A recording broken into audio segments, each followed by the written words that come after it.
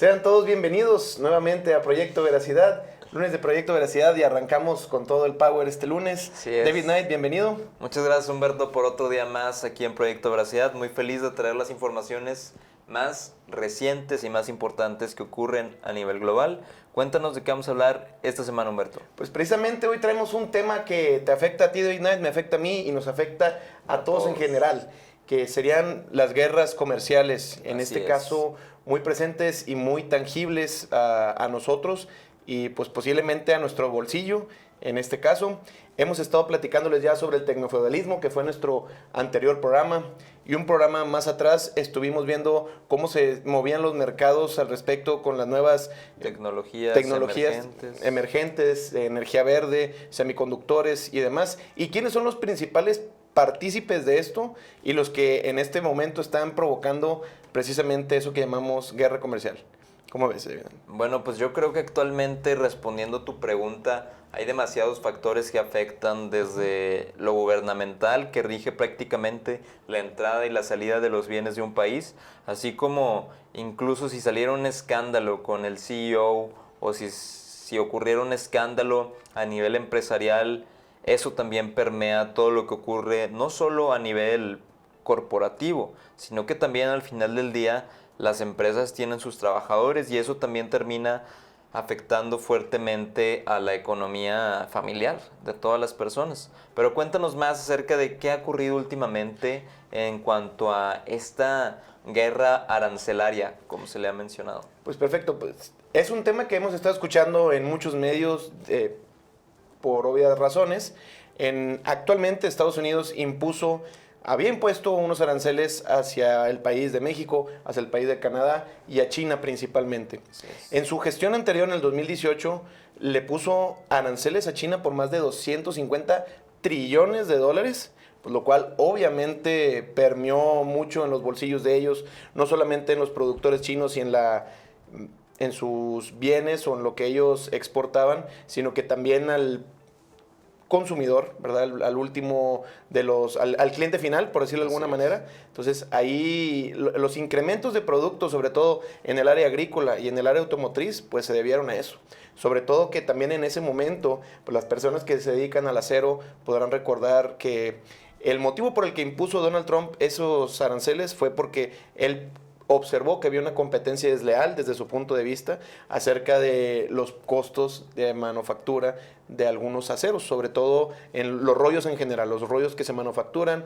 Llegaron aquí, el costo promedio del kilo, por decir algún número, era en chatarra de $7.50. Bueno, el acero chino, cuando llega aquí a México, provoca que esos precios, por ser mucho más celosos o más económicos por parte de China, obviamente con una estructura molecular un poco más débil, pero básicamente que cumplían con lo que requería algunas de las manufacturas, bueno, pues desplomaron esos costos de 7 pesos a 4 pesos. Entonces, ahí fue la preocupación más grande, que mucha gente se dedica no solamente a la manufactura de algunos productos en el ramo metalúrgico, sino que pues obviamente hacer comercio con la chatarra y con el scrap que estas dejan. Entonces, pues mucha gente se quedó sin ingresos o perdió todo lo que tenía porque ellos posiblemente estaban comprando al precio en el que llegó la nueva chatarra. Entonces, ahí se vio un quiebre en el mercado muy fuerte que fue palpable no solamente entre China y Estados Unidos,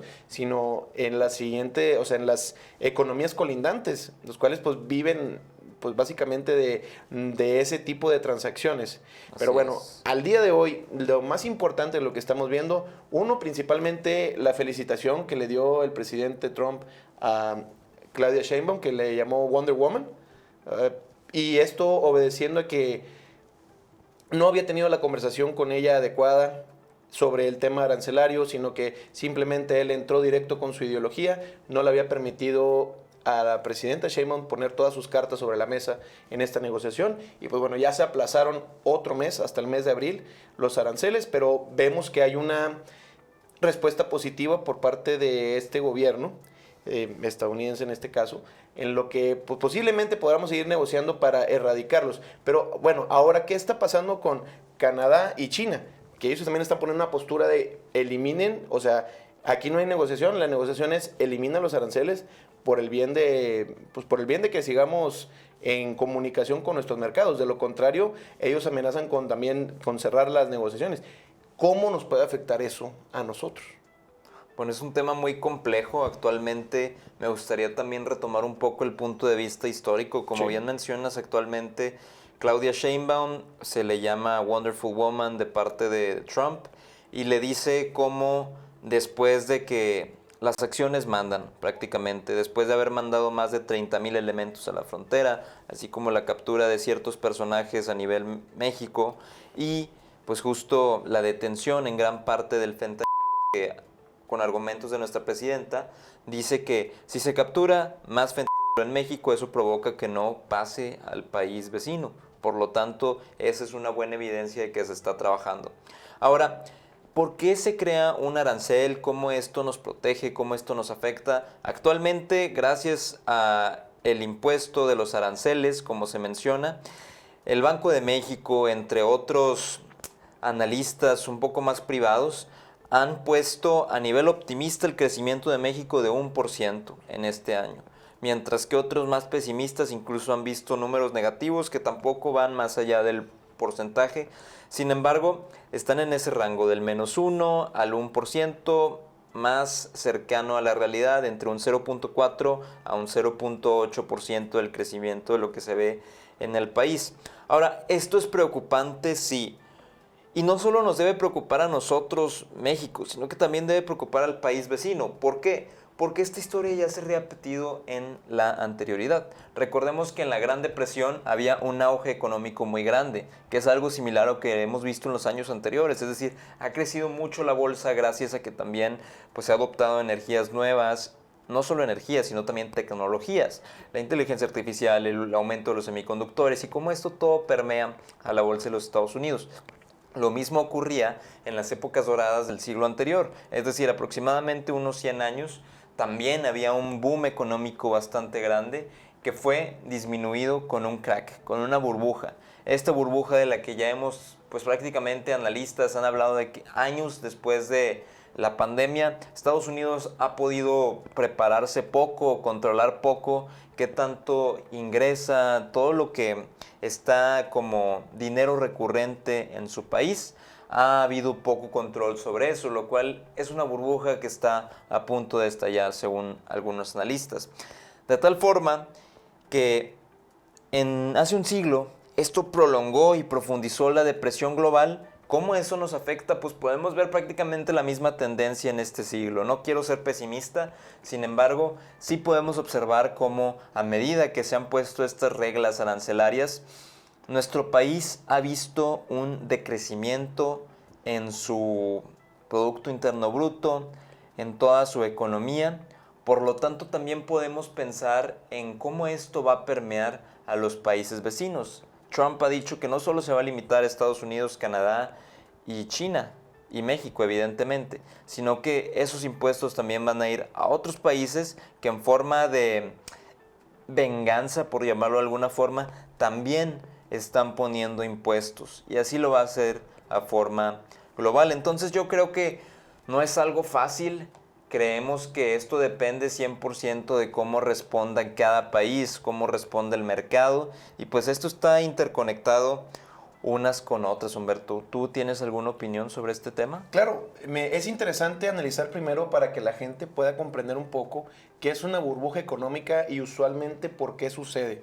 O sea, ahorita hay un riesgo interesante de un personaje que pues, hemos mencionado bastante, que es Elon Musk, sobre todo, que acaba de lanzar ya no solamente ¿cómo se llama? SpaceX también es. SpaceX y Tesla ya no van a ser sus bebés y lo que más el trabajo, aguadora de lo que hace dentro de sus empresas, sino que no se limitó y ahora se fue por X Money, o sea, en la plataforma que anteriormente era Twitter, ahora X va a tener ahora una nueva rama que se va a llamar X Money. ¿Cuál es el propósito de X Money? El tradeo de los criptos, por decirlo de alguna manera. Ahora, esta burbuja de la que estamos hablando, que ahorita vamos a hacer referencia de dónde viene, por qué se llama así, cuál fue de las primeras burbujas económicas de las que se tiene datado, es que la especulación está tan grande y tan fuerte en este momento que dependiendo de la criptomoneda que él vaya a elegir para que rija SpaceX como moneda de transacción, va a ser la que indique a dónde se va a ir todo el capital de las personas. Ahora, recordemos que en este momento Bitcoin se ha caído bastante, ¿no? Sí. Está incluso en números rojos muchos de los commodities que están relacionados a él. Así es, pues a nivel global no solo los commodities como Bitcoin o algunas criptomonedas están en rojo, sino que en general el Standard & Poor's 500 está en rojos, Nasdaq 100 está en rojos la mayoría de los días. Entonces vemos un mercado un poco rojo, un poco a la baja después de tanto auge que hemos tenido.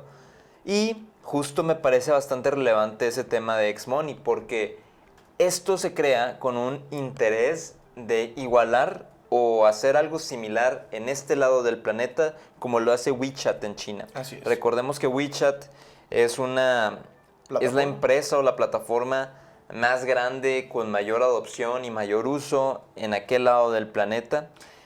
Esta empresa también le mencionamos en el capítulo anterior del tecnofeudalismo, porque en esta empresa puedes encontrar todo. Es un hub de comercio, pero también es un hub de exchange de dinero. Es un hub donde cada persona puede postear historias, puede postear publicaciones, puede compartir información, puede compartir videos, etcétera, etcétera. Entonces, este es uno de los ejemplos de cómo el tecnofeudalismo realmente está permeando nuestra realidad día con día, de tal forma que estas empresas quieren monopolizar todo lo que ocurre dentro de sí para poder proveer cada aspecto que requiere una persona en nuestra situación actual o en nuestra sociedad actual, donde nos regimos prácticamente nuestras redes sociales, que son fundamentales para el 98% de las personas, me arriesgo a decir, si no incluso más.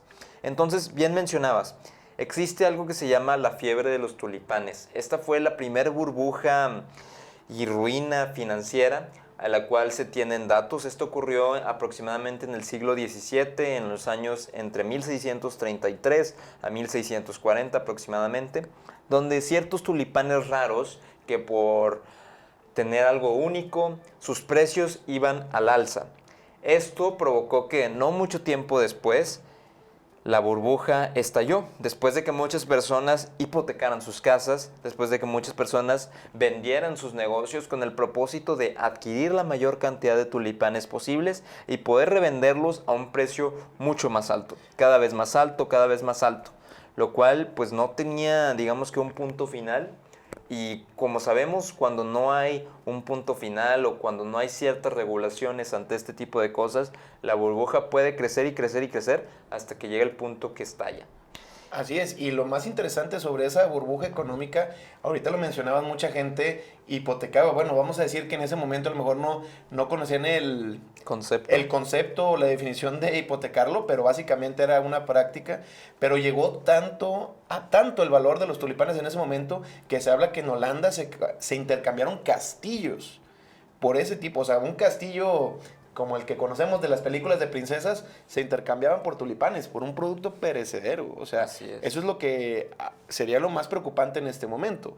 O sea, trasladarlo a una burbuja actual. Y bueno, no te vayas tan lejos. Actualmente Michael Saylor, cuya empresa hemos hablado anteriormente, MicroStrategy, sí, él saca muchas acciones a la bolsa con el propósito de adquirir más dinero y comprar más Bitcoin. Actualmente estoy seguro que MicroStrategy debe estar en rojos porque también Bitcoin está en rojos. Entonces, claro, siendo la empresa con mayor hold de Bitcoin a nivel global, pues sin duda es una señal de que algo está aconteciendo, de que algo está pasando y que debemos estar muy alertas, no preocupados necesariamente, pero sí muy alertas con qué está ocurriendo y conforme la información más reciente llega a nuestros oídos, analizarla y conforme a eso tomar acción. Así es, y perdóname que te interrumpa, pero yo creo que un punto muy interesante es saber el por qué. Va a decir, y por qué, la gente se va a preguntar, ¿y por qué un tulipán llegó a valer tanto? Okay. Porque toda la gente se puso de acuerdo para que valiera mucho. O sea, es como el día de hoy, si decimos que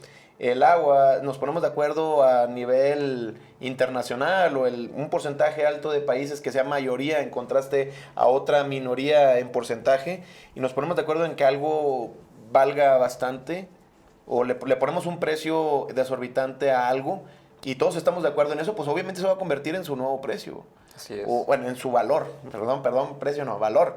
Así ¿verdad? es. Entonces, ese es el problema, el darle un valor a algo que no contiene algo intrínseco, de lo cual se pueda sacar provecho. Así es, y pues bueno, es parte del libre mercado. Al final del día el mercado responde a incentivos y responde a esta alza de demanda y de Oferta. exactamente. Y justo hay un síndrome que se llama el síndrome del gran tonto, que es cuando tú compras algo sobrevalorado, esperando revenderlo a un tonto que sea más tonto que tú, Sí. pero que también tenga más esperanzas de poder revender eso.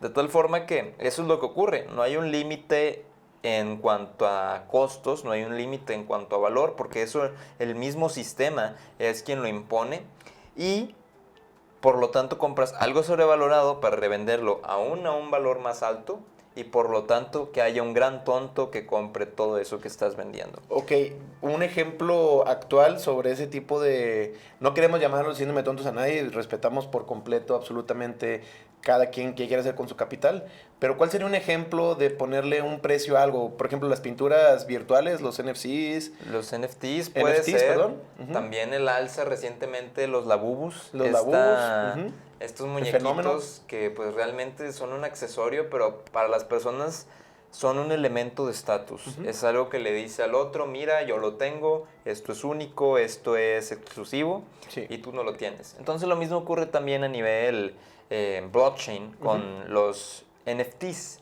que precisamente son estas pinturas que se compran y se venden a un cierto valor, pero el mismo valor lo impone el mercado, lo claro, impone la demanda. la demanda que haya por esto, y por lo tanto si de un momento para otro cae la demanda o hay un escándalo como ocurrió con FTX, pues posiblemente todo el valor que había se puede ir a la basura. ¿Te acuerdas del escándalo de FTX donde este emprendedor, que olvidé su nombre, pero justamente se le creó un escándalo de lavado de dinero a través de empresas fantasmas con su familia y con su novia? Pero este exchange, FTX, era el más grande a nivel global de criptomonedas a dólar o en general de monedas fuertes, en general no necesariamente criptos, sino que también las monedas nacionales de cada país. Era el mayor exchange de cripto con las monedas por la otra parte. Entonces, eso precisamente es uno de los ejemplos de lo que podemos ver cuando no hay un tope en la oferta y la demanda que existe. Por lo tanto, aquí me parece muy pertinente hablar de Suiza. ¿Qué nos podrías decir de Suiza, Humberto? Pues algo interesante sobre Suiza que tal vez comúnmente se ha escuchado que es un paraíso fiscal. Así ¿Y es. por qué? Bueno, es que ellos al menos nunca han tenido un decrecimiento considerable a lo largo del tiempo. O sea, vamos a hablar, no sé, en los últimos 65 años Así es. ha sido los países con la economía más fuerte o más que se ha ido en crecimiento, se ha mantenido estable, no ha tenido Así mucho es. decrecimiento. Pero aquí lo interesante es ver ellos en qué basaron su moneda o en qué, le dieron la vuelta al síndrome del tonto, ¿verdad? Ellos sí pusieron un valor agregado, un valor intrínseco en su moneda. ¿Y cuál sería este? Así es, pues bueno, sabemos que Suiza no es fuerte como productor de bienes, o sea, pueden hacer excelentes chocolates, sin embargo, no producen bienes a tal punto que sean cosas necesarias a nivel global, sino que Suiza se ha establecido como este país líder a nivel banca financiera gracias a que ellos, por ejemplo, desde la Primera Guerra Mundial se han mantenido neutrales. Y esto provocó que hubiera un desarrollo y fortalecimiento de su sistema bancario. Ahora, ellos tienen algo bastante favorable a su favor, que es el secreto financiero. Sí. Como bien mencionabas, esto ha generado escándalos, porque ellos están por ley, están justificando que ellos no van a decir nada de la información al país de origen de donde venga el dinero. Es decir, si yo como mexicano voy y pongo mi dinero a un banco suizo y firmo un secreto bancario, eso va a provocar que México no se entere de que eso está ocurriendo. Y yo puedo dejar ahí mi dinero por el tiempo que yo quiera, recibiendo los intereses que yo desee. ¿Por qué? Porque hay una confidencialidad y porque no hay divulgación de esta información. Ahora, Esto pasa de forma similar también con el blockchain. El blockchain también te ofrece esta confidencialidad que al exterior las demás personas no saben cuánto dinero estás poniendo, ni quién es quien está poniendo tanto dinero en eso, sino que digamos que es este respaldo que fluctúa evidentemente, pero que también genera pues a las personas esta confidencialidad y digamos que su forma libre de mover esas transacciones de forma descentralizada, sin un banco. Así es, lo han mencionado como un refugio financiero, o sea, Así es. es la adaptación completa de la banca privada, en la como lo mencionas, que no te piden ni siquiera de dónde viene el dinero, o de, ¿cómo le llaman esto? No recuerdo el concepto. Trazabilidad. La trazabilidad, sí, y que sea, que no sean no les importa el origen del capital, sino ellos simplemente lo mantienen en secreto. Y ahorita que mencionas el blockchain, también ya lo adaptaron a su modelo, que eso me parece pues increíble en este caso. O sea, también tienen el mercadeo con criptomonedas. Y pues bueno, si ya de por sí era privado el blockchain, ahora conglomerarlo ahí en Suiza también, pues le da todavía una apertura, un crecimiento mayor por encima de todas las otras bancas. Así es, pues en contraste con los demás países, lo que ofrece Suiza y particularmente la región de Zug, que se le domina como el Crypto Valley, es que puedes mezclar lo mejor de ambos mundos, ¿no? O sea, tienes los mejores bancos privados a nivel global, pero también tienes una gran región donde hay demasiada adopción de criptomonedas y o sea, en general un sistema descentralizado. De tal forma que aquí fue donde hubo mucho auge del dinero digital, del Ethereum como moneda, entre muchas otras cosas, de tal forma que podemos ver que Suiza es un país ya establecido en cuanto a esas tecnologías. Y como un punto de vista personal, creo que esto también puede ser importante para inspirarnos como país y poder explorar un diferenciador, ¿no? Así es. Sabemos que México es un país que recibe demasiado turismo, pero ¿qué tal si todo ese turismo, no solamente por nuestras bellezas naturales que tenemos, también pudiera ser turismo financiero? Claro. Con el propósito de poder venir aquí a buscar un lugar donde poder depositar el dinero a bancos especializados y algo de descentralización, que sabemos que esto le encanta a los extranjeros. Ahora, ¿por qué creo que esto es un camino bastante difícil, pero con suficiente esfuerzo podría ocurrir gracias a la inseguridad que ocurre en nuestro país y a la vulnerabilidad política que estamos viviendo actualmente? Sí, y sería un dato muy interesante, o sea, sería algo bastante bueno para nuestra economía, porque ya no solamente estaremos inyectando, estaremos fluctuando con el Producto Interno Bruto nacional, sino que ya tendríamos un cachito extranjero con el cual pues se pueden hacer otro tipo de inversiones. Sí.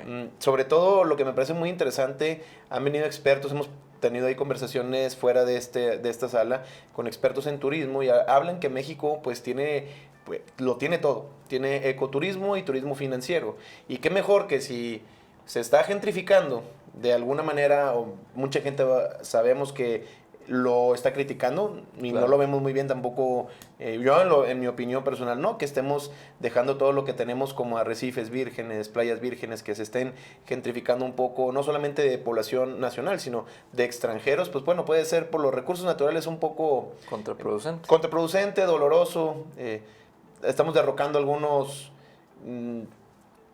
tradiciones y algunas herencias que hemos tenido de muchas culturas, así es. Y lo interesante sería, ok, vamos a permitir la gentrificación, nada más que están obligados a las personas que se van a mover para acá a entregar este tipo de divisas o hacer inversiones en divisas tanto de sus países, traerlas aquí a México y poderlas invertir en un sector que ellos puedan palpar y que a nosotros nos pueda funcionar. Eso sería una herramienta bastante interesante a analizar por parte del gobierno mexicano. Bueno, pues por parte del gobierno no se está haciendo, pero como sabemos, los desarrollos en cuanto a turismo y lo que esto confiere en real estate. ¿Y cuál es el concepto en español de real estate? ¿Los bienes raíces? Los bienes raíces, exactamente. Sabemos que han habido muchos desarrollos, particularmente con el propósito de alojar a extranjeros, porque ellos son los que tienen mucho capital para invertir en esto y que sabemos que, por ejemplo, regiones como Puerto Escondido, como Tulum, han tenido un crecimiento prácticamente exponencial a medida que pasa el tiempo. ¿Por qué? Porque también el mercado ha permitido que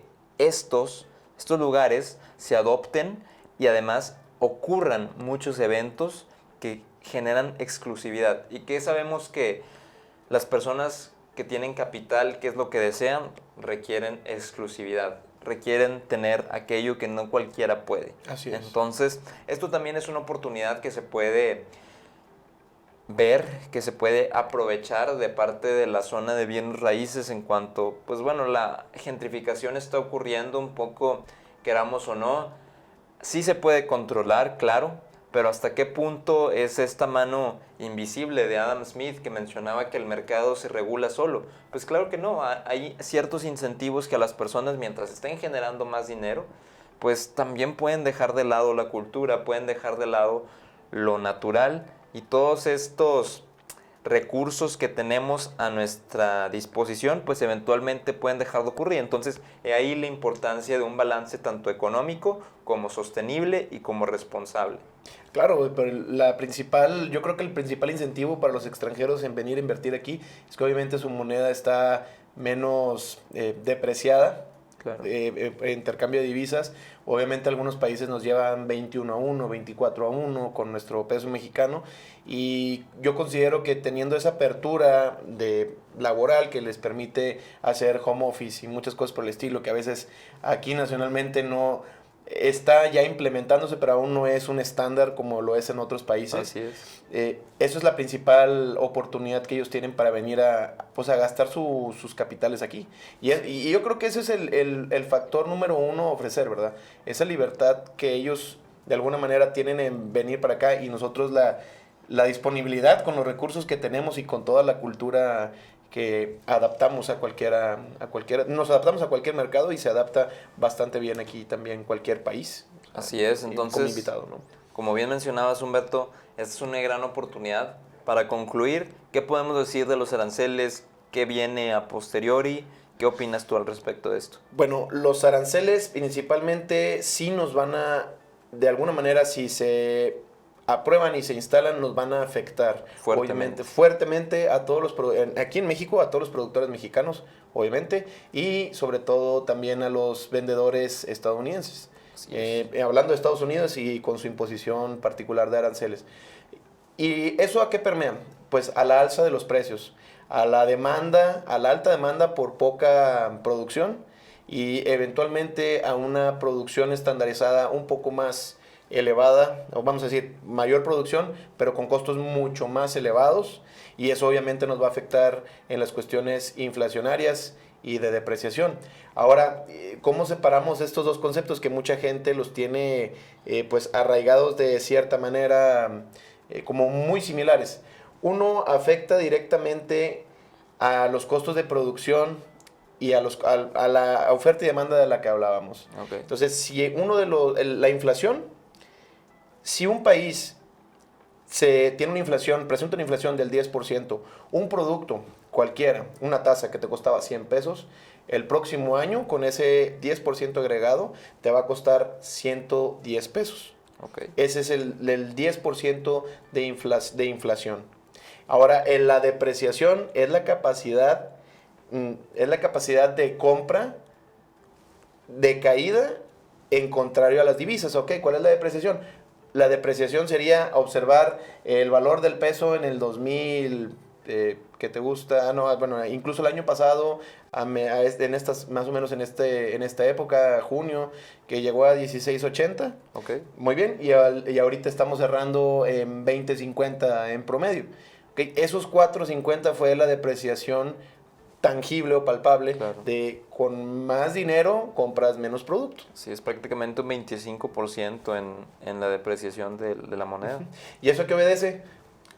A escándalos, cambios gubernamentales, las opiniones que dan los presidentes globales en conferencias de prensa, en cómo se están moviendo los combustibles, que ese es un tema bastante interesante que vamos a traer para ustedes en nuestro próximo capítulo, en cómo se está llegando ya a un estándar de negociación para que haya una competencia sana entre los combustibles, pero sobre todo cómo todos los anteriores programas están afectando, o sea, tanto el tecnofeudalismo como los semiconductores, e incluso este programa que habla de las guerras comerciales afectan a las energías verdes, que es a lo que se le está apostando ahorita, a las criptomonedas, a las criptomonedas como un tercer de rebote, digamos, Claro. pero sobre todo a la industria que requiere de todos los anteriores para funcionar, que es en la que nos vemos nosotros en este momento involucrados.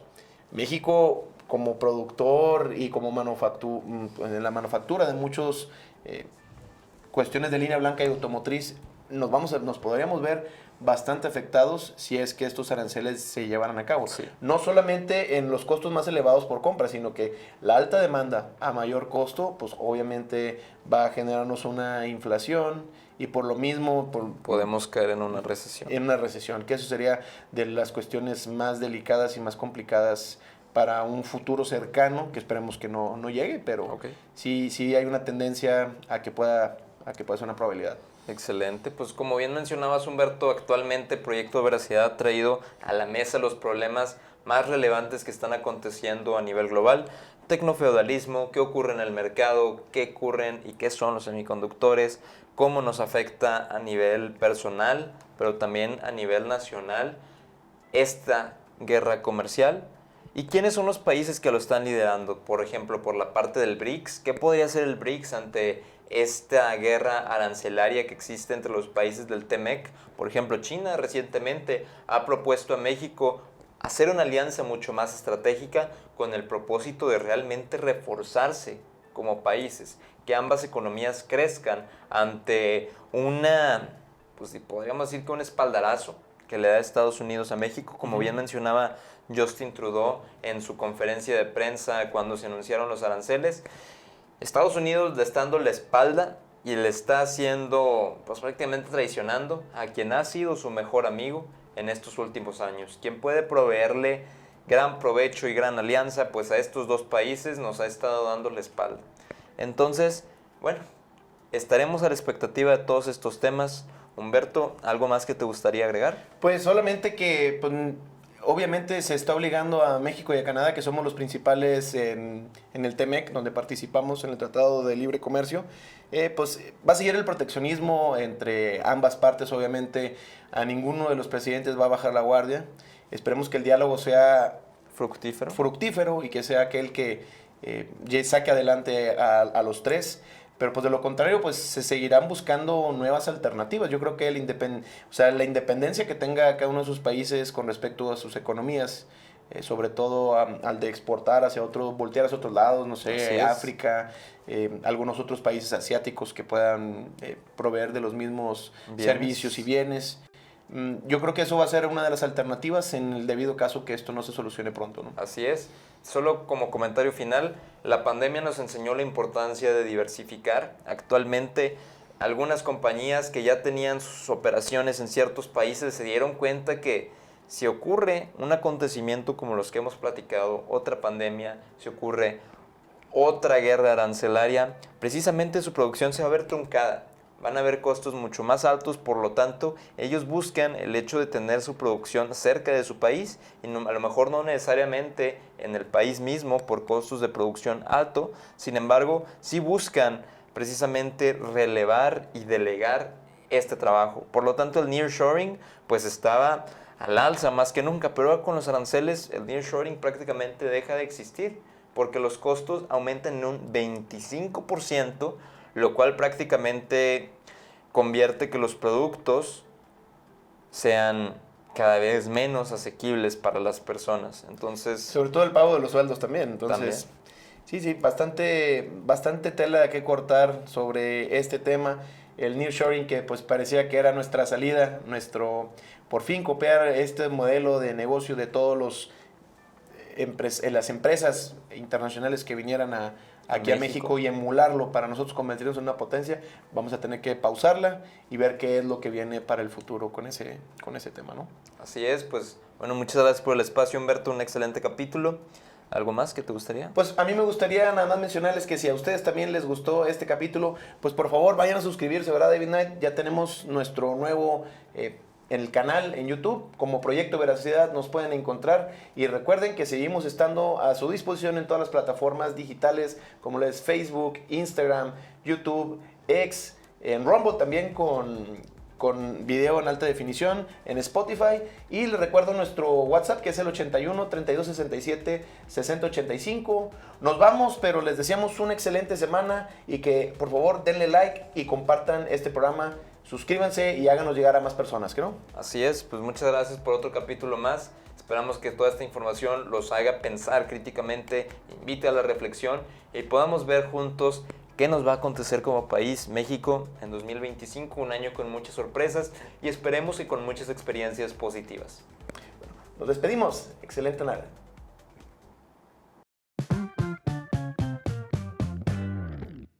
Somos La Viviana. Restaurante bar, con la mejor barra de bebidas y un excelente ambiente. Ven y disfruta de música en vivo, eventos nocturnos y buena compañía. Tenemos una gran variedad de platillos. Desde mariscos,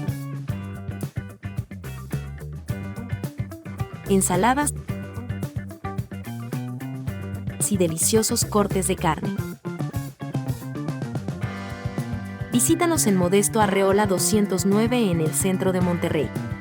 En Terranova 112 Colonia Vista Hermosa. Y en Garza Sada 400 Colonia Alta Vista.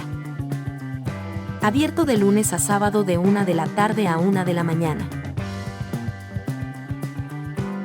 Conoce y reserva nuestras áreas privadas para tus eventos.